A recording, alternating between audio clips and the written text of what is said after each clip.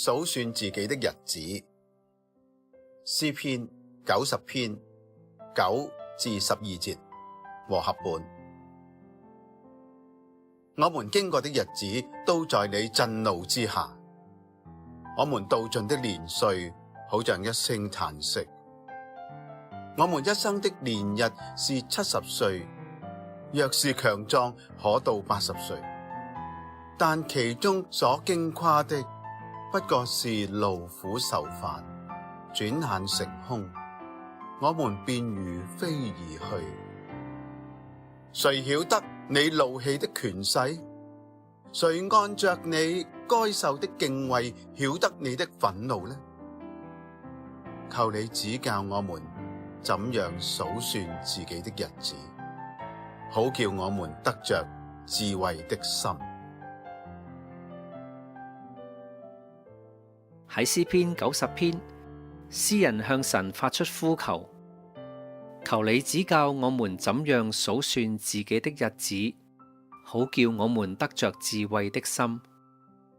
呢個懇求嘅背後，顯明咗我哋靠自己並唔識得點樣去度過在世嘅光陰。喺神眼中，我哋一生嘅年日如同已過嘅昨天，轉瞬即逝，如一聲嘆息。其中所經誇嘅只不過係勞苦愁煩。好多時候，我哋將寶貴嘅歲月耗費喺虛妄無益嘅事上，終日追逐轉眼成空嘅財富、權力同埋虛榮，或者流連喺嗰啲唔能夠存留嘅短暫享樂，卻未曾認真去思想生命嘅意義究竟係由邊一個去定準呢？